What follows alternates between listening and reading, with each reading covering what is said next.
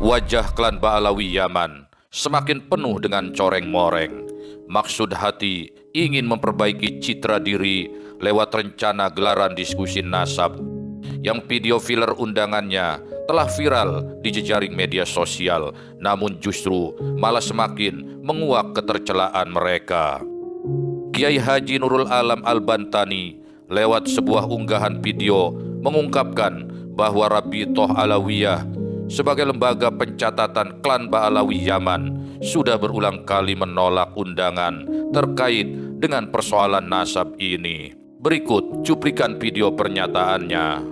Rabithah Alawiyah ini wajib dicurigai, bahkan sangat mencurigakan. Seolah-olah akan ada penghakiman sepihak yang tertutup untuk umum. Ingat, pihak Rabithah Alawiyah pernah diundang oleh pihak Keraton Jogja dan Surakarta, juga oleh pihak Wali Songo dan pihak lainnya. Apa mereka berani datang?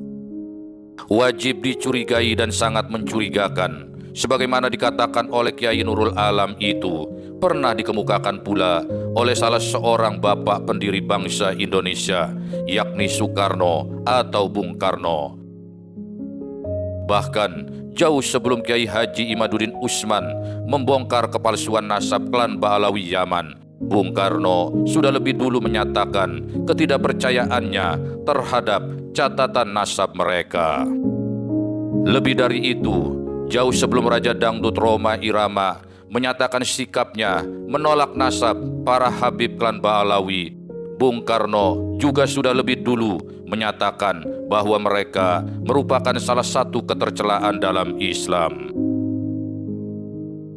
Kritik Bung Karno terhadap Hadramautisme terdapat di dalam buku Di Bawah Bendera Revolusi terkait dengan suratnya kepada A. Hasan, pendiri Persatuan Islam pada tahun 1933. Di zaman kekinian, mayoritas umat Islam Indonesia bahkan merambah ke negeri jiran Malaysia mulai pula mengkritisi nasab Ba'alawi Yaman dan meragukan validitasnya. Maka Bung Karno sudah menyatakan ini sejak hampir 1 abad silam. Dalam suratnya kepada A. Hasan tertanggal 1 Desember tahun 1934, Bung Karno yang kala itu berada di tempat pengasingannya di Ende, kini sebuah kabupaten di Provinsi Nusa Tenggara Timur, menyatakan kegusarannya terkait dengan kultus individu terhadap mereka yang bergelar Sayyid.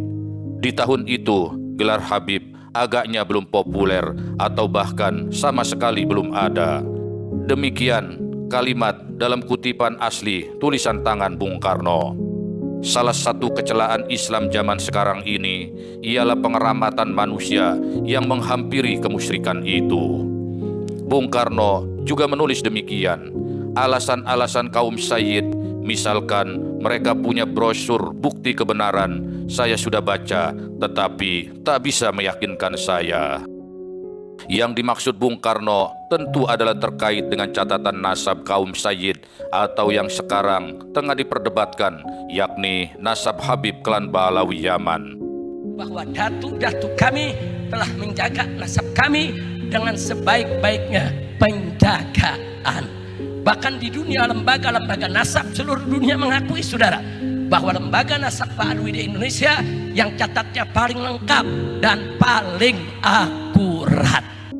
Kurang dari seabad silam, tepatnya sekitar 90 tahun lalu, Bung Karno dengan tegas menyatakan ketidakpercayaannya dengan catatan nasab klan Ba'alawi Yaman. Antropolog dari New York University, Ismail Fajri Alatas, yang juga seorang Habib, mengatakan nasab itu sangat dijaga, tidak bisa diakses secara terbuka. Dia menegaskan buku-buku nasab itu disimpan di tempat terkunci dan hanya 1-2 orang yang bisa mengaksesnya. Karena itu memang adalah hak dari pemilik nasab saja. Di era internet dengan iklim keterbukaan informasi, apa yang dikatakan Ismail Fajri itu tidak berlaku lagi.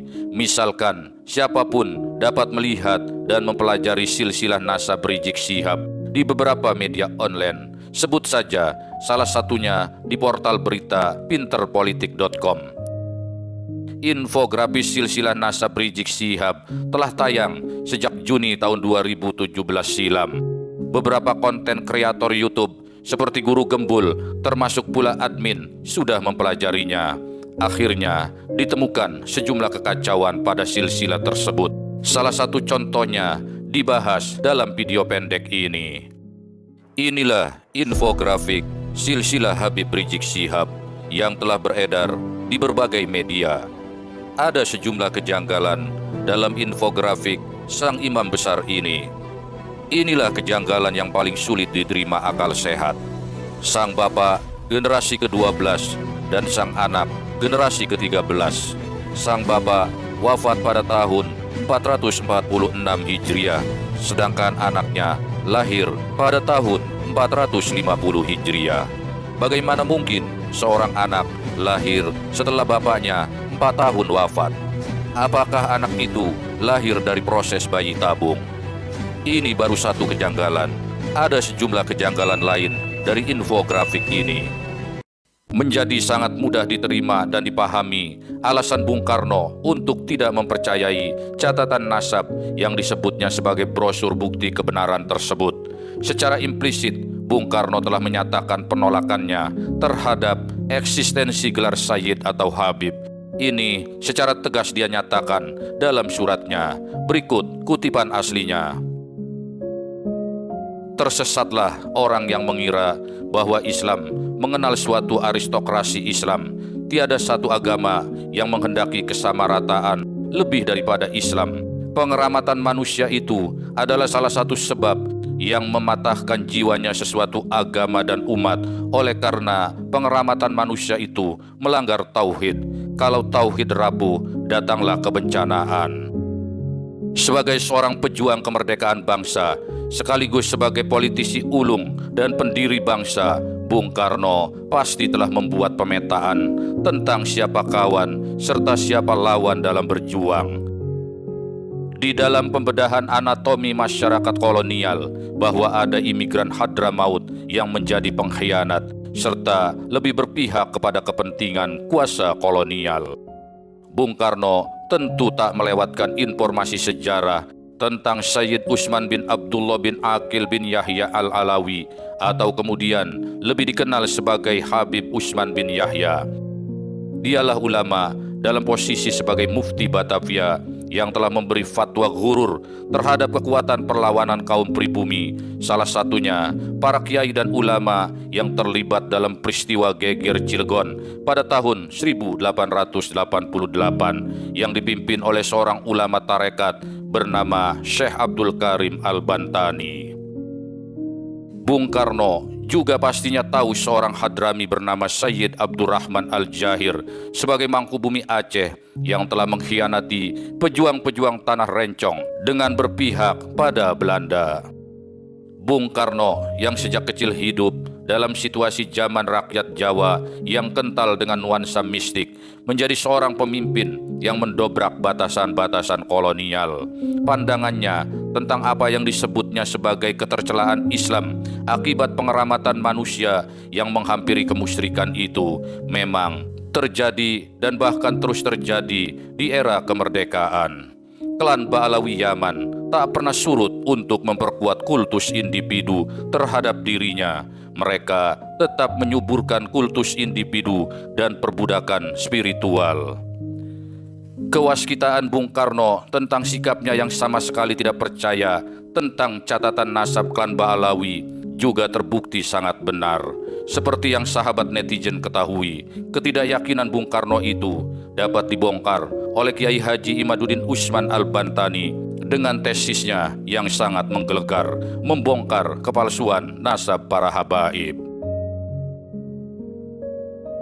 Demikianlah sebuah narasi singkat yang memberikan sedikit gambaran bahwa kecurigaan terhadap catatan nasab klan Ba'alawi itu sebenarnya sudah lama terjadi. Tetapi yang paling penting dari itu, masyarakat, khususnya umat Islam, lebih khusus lagi kepada para mukibin, harus sadar sesadar-sadarnya bahwa titel Habib sebenarnya tak memiliki hak istimewa apapun, karena adanya pengakuan dari umat Islamlah yang membuat titel Habib masih dipandang penting, terutama sekali bagi masyarakat tradisional di pedesaan yang menganggap hal itu penting.